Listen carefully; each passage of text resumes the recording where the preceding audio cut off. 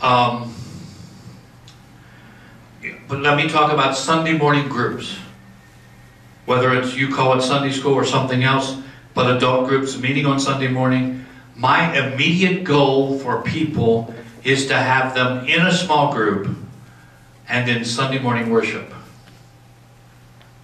Now for some people, if you're going to have them in a small group and Sunday morning worship, it all has to happen on Sunday morning. Because you're not going to get them back another time. Their life is so complex, so busy, that getting them back to the church or into a group someplace else is going to be very difficult. The second kind of group is care groups. These are like home Bible studies. Bill Swaney has one in his home that meets, it's seasonal, it meets through the winter. That's okay, that qualifies. The third kind of small group are support groups.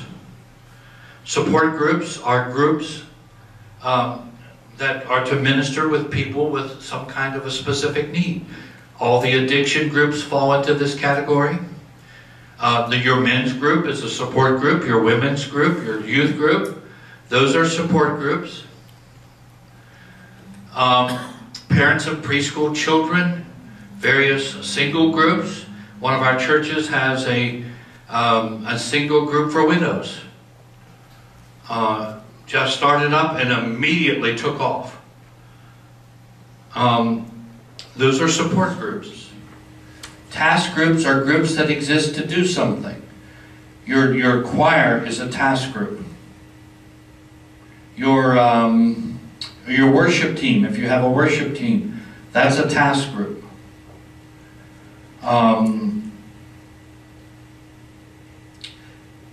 One of our churches has a group that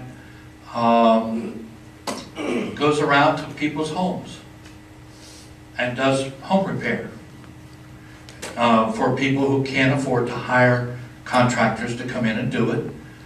And they are able to help some people stay in their homes much longer than they would need to. One church has a group of people that gather up old cars and they fix them. And they give them to families that need a car and can't afford to buy one. That's task groups. Athletic teams. I played on a church softball team for 30 years. Clear up till I was 65. And in the last few years, guys were gracious. But I loved it. I pitched towards the end of that time. It was a lot of fun. And one of the reasons I loved it, I got to spend time with young men who weren't pastors. I love pastors. I are one. Okay? But I love spending time with people who weren't. The sixth kind of a small group is a worship service that's less than 35. Now, I'm not talking about a church that's less than 35. It may include that. But if you have a worship service at your church and the regular attendance of that service is less than 35, it will take on the characteristics of a small group. And one of the dominant characteristics of a small group is the resistance to the arrival of new people. Okay? Now, we're going to let this represent a small group. Yes? Just sorry to interrupt. Because you said 6, but I only have 5. Okay. So can you try that again? 5 was athletic. Athletic teams, did you count them? Well, athletic teams you said were a task group. No, they're their own kind of group. Okay. Athletic teams are their own kind of group. Okay. Yes. And very bonding. Very bonding. Get a golf team, get a bowling team, okay. Now, don't attach any significance to 10. There are 10 circles here. That's just a convenient number to fit the slide. There could be 4 people spots in a group. There could be 40 people spots in a group. A group will grow until it can no longer create people spots and then shrink back to the appropriate size. And this could be any kind of bonding, of any kind of group in your church. Okay? We start this group, everybody is happy. I mean, we're having a ball, you all. We're enjoying this thing. In fact, we're enjoying it so much that we invite some new people to come. And it's fun. And they come and man, they love it. It fits in perfectly. Some time passes now. 6 months, 8 months, a year, usually within about 6 months, a wall goes around the group. Now, if the wall doesn't go around the group, you don't have a group. And you say, well, what are you saying? Well, there ain't nobody there. The leader shows up and nobody else does. When I first became aware of this wall, I thought that its purpose was to keep new people out. That's not the purpose of the wall. That's the byproduct of the wall. The purpose of the wall is to keep these people in.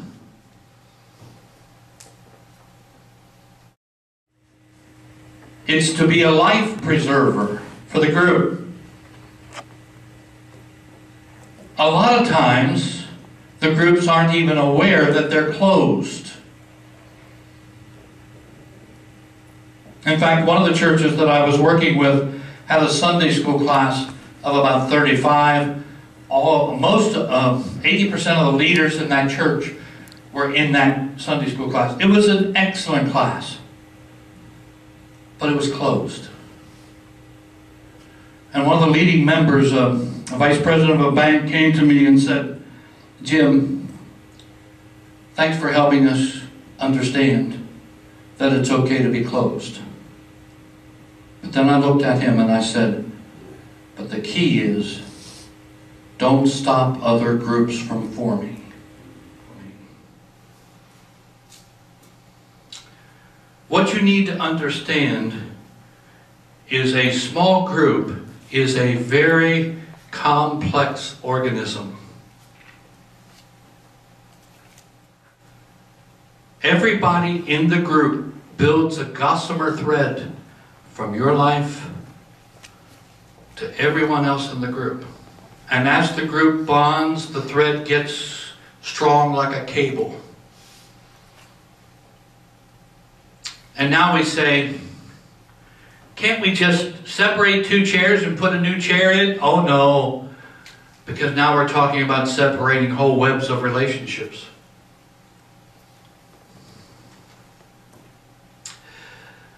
A lot of times we don't even know we're closed and we're still inviting people. We invite Mary to come, and Mary is an introvert. Now, let me talk a little bit about introverts. Introverts, I used to think they were quiet, but not necessarily. I have known some very loud people who used the noise to hide who they were. Introverts are private. And they have little antenna up here. And they are receiving what's being projected towards them very clearly. If you give an introvert the choice, they will almost always